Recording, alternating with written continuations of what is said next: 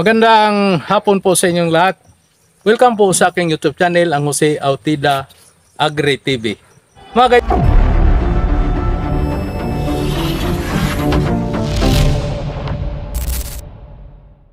kaibigan, sa pagkakataong ito ay narito pa rin tayo sa area na ating tinaniman ng talong.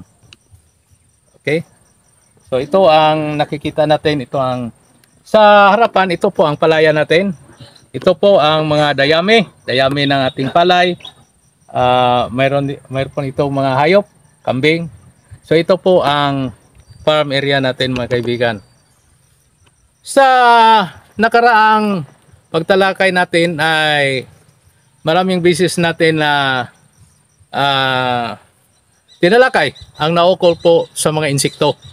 Ang mga insekto mga kaibigan ay mayroong mga insekto nga makatutulong sa ating pagsasaka.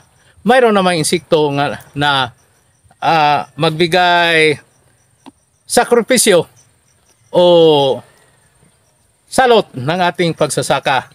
Talagang ganyan ang pagkagawa ng ating Panginoon ng mga insekto.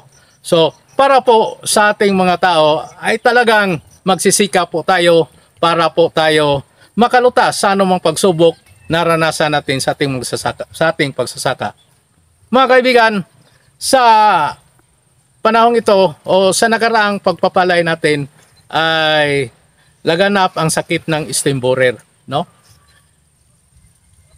Ngayon po mga kaibigan ay matanda na tayo.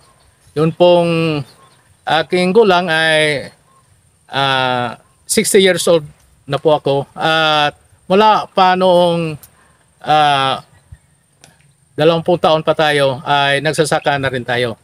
Ngayon lang po sa taong ito ay naranasan namin ang tindi, ang pinsala ng stem borer, no? Nakausap na natin ang ating mga kamagsasaka. Yun pong kita nila mga kaibigan dyan lang sa pangkalahati. Meaning, yun pong hanggang dyan lang po sa gastos yung kita at kakaunting ginansya para po sa gastos mga kaibigan, no? Sa madaling pagsasabi, lugi ngayon ang mga magsasaka dahil po sa stem borer at nadatnan pa tayo ng kakaunting El Nino, hindi masyadong nakagalaw ang ating pagtatanim ng palay. Pero ang matindi pa rin mga kaibigan, yun pong stem borer. Pinag-iisipan ko mga kaibigan kung ano po ang dahilan kung bakit ngayon napakatindi ang stem borer. Sa nakaraang mga taon, matindi po ang ginawa ng ating mga kabataan, ang paghuhuli ng mga gagamba. Yun pong gagamba mga kaibigan, nagagawa po sila ng bahay na yun pong naghuhuli ng mga insekto gaya ng stem borer. Ngunit ang ginawa sa mga tao, nininegosyo nila ang mga gagamba, ginawa nilang pasugalan, bininta nila sa mga syudad. Wala na pong gagamba sa ating paligid. Na sana po, yun na po ang maghuhuli sa mga ina o sa mga paru-paro ina na stem borer, no? Tuwing gabi, hinuli nila ang mga gagamba kahit pa sa itaas na puno ng kahoy, no? At saka bininta. Ito po ang napagtanto natin na dahil po wala na pong spider, gagamba diyan sa ating paligid, tuloy-tuloy ang pagdami ng stem borer, no? Na pag mayroon sana, sila na po ang huhuli, kakain sa ina ng stem borer, no? So ang nangyayari, dumami ang mga stem borer. So mayroon po akong napag-isipan na i-share ko po sa inyo sa nakikita po natin. So, ito po, mayroon tayong tarpaulin na puti at saka mayroon tayong solar light. Ito solar light po ito mga kaibigan. Pag pinailaw natin tuwing gabi ay hahayag po ito at saka puputi po ito. Dito sa sisidlan natin, mayroong tubig na nilagyan ng sabon. Okay? So mayroong nilagyan ng sabon, no? Sa buong gabi, Pag pinailaw po natin ito mga kaibigan, itong solar light natin, pag pinailaw po natin ito, talagang puputi po ito. Hanggang sa malayo pag na-attract, no? Kusang lalapit dito ang mga maputi na paru-paro, yun pong ina ng steam borer, no? Dito sila dadapo. Dito sila dadapo. No? Pagkalipas ng ilang oras, hindi nila namalayan na babagsak sila dito sa tubig.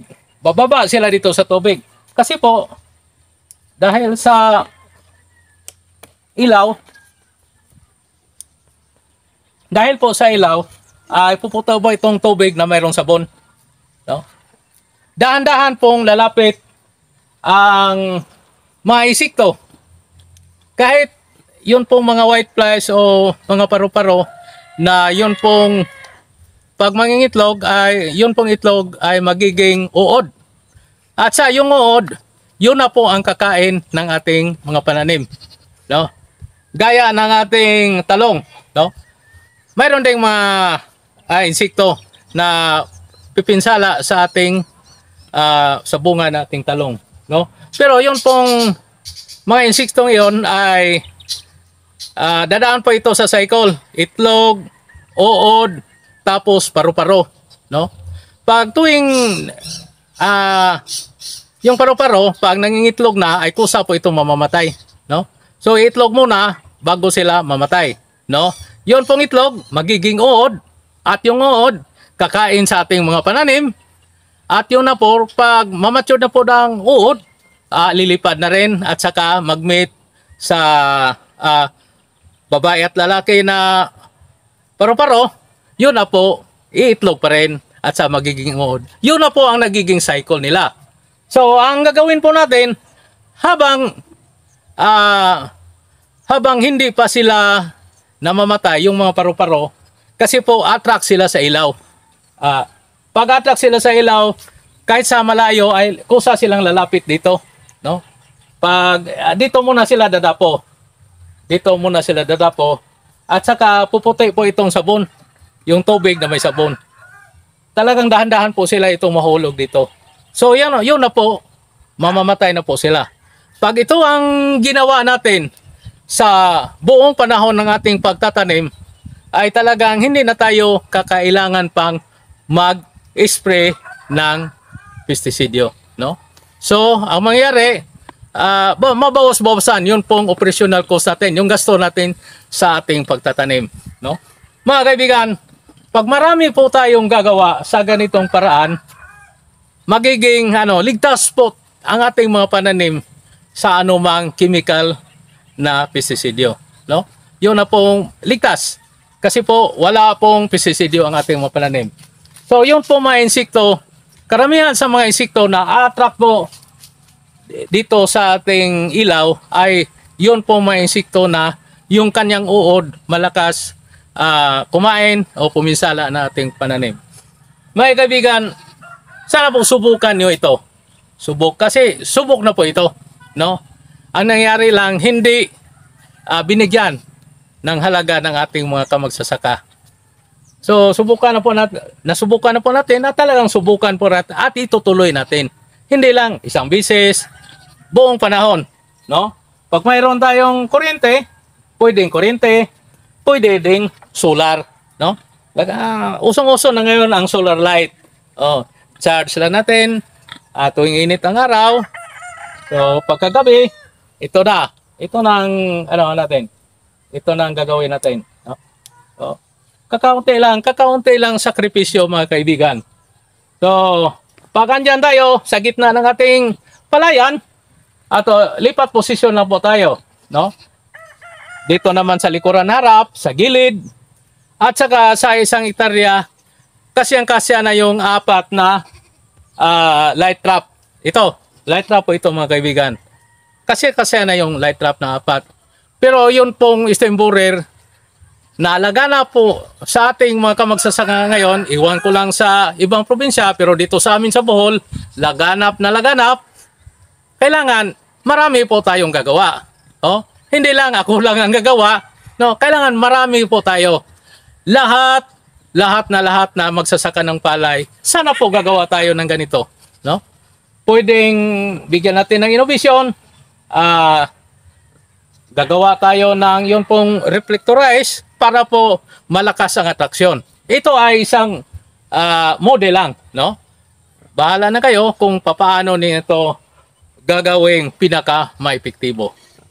Mga kaibigan, sana po ay yun pong tinalakay natin ay makatutulong po ito sa pag-asinso o sa paglutas ng ating suliranin diyan sa ating sakahan.